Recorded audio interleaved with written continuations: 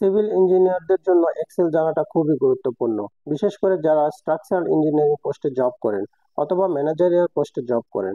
তাদের জন্য এক্সেল জানাটা খুবই গুরুত্বপূর্ণ, যারা কিনা কোনো প্রজেক্টের প্রজেক্ট ম্যানেজার হিসেবে কর্মরত আছেন।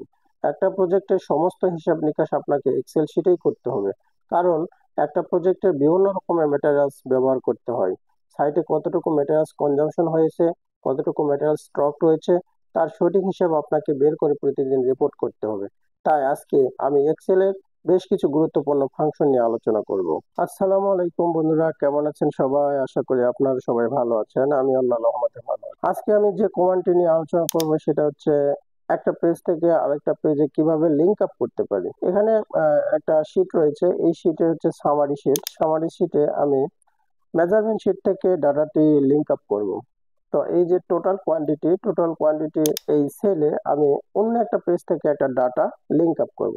তো সেটা করার জন্য আপনাকে যেটা করতে হবে, প্রথমে যেই সেলে আপনি লিংক আপ ডাটাটি শো করাবেন সেই সেলে কার্সর রেখে ইকুয়াল চাপ দিতে হবে।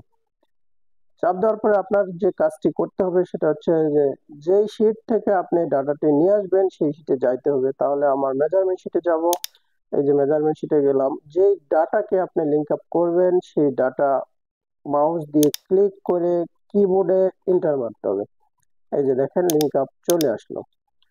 আমি বিষয়টি আবারও দেখাচ্ছি যে আপনি যেই শীটে লিংক আপ ডাটাটি শো করাবেন, যেই সেলে শো করাবেন সেই সেল সিলেক্ট করার পরে কিবোর্ডে ইকুয়াল চাপ দিতে হবে।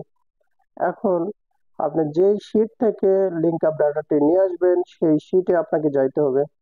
আমি মেজারমেন্ট শীটে গেলাম, যাওয়ার পরে যেই ডাটাকে আপনি লিংক আপ করবেন সেই ডাটাকে সিলেক্ট করার পরে কিবোর্ডে এন্টার মারতে হবে।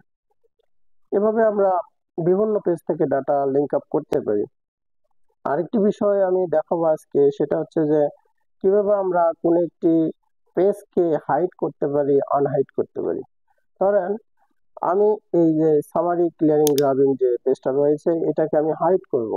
তাহলে আপনি মাউসের রাইট বাটনে ক্লিক করে আপনি যে হাইড নামক একটা ফাংশন রয়েছে সেটাতে ক্লিক করবেন। এই দেখেন হাইড হয়ে গেছে।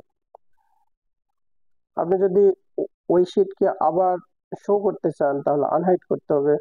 তাহলে মাউসের রাইট বাটনে ক্লিক করে এই যে আনহাইড দিয়ে আপনি দেখেন এখানে এই যে সাম ক্লিয়ারিং গ্রাবিং এটাকে সিলেক্ট করে ওকে বাটনে চাপ দিতে হবে। এই যে আনহাইড হয়ে গেল। এখন যদি আমি সামারি শীটকে হাইড করতে চাই, এই যে সামারি শীট, তাহলে হাইড করার জন্য কি করতে হবে? প্রথমে মাউসের রাইট বাটনে ক্লিক করতে হবে, তারপরে এই যে হাইড হয়ে গেছে। এখন এটাকে আনহাইড করব। প্রথমে মাউসের রাইট বাটনে ক্লিক করে আনহাইড চাপ দিব, তারপরে এই যে সামারিটা সিলেক্ট করে ওকে বাটনে চাপ দিব। এই যে আনহাইড হয়ে গেছে। তো এভাবে আমরা বিভিন্ন প্রকার সমস্যা সমাধান করতে পারি। ভিডিওটি শেষ পর্যন্ত দেখার জন্য আপনাকে অসংখ্য ধন্যবাদ।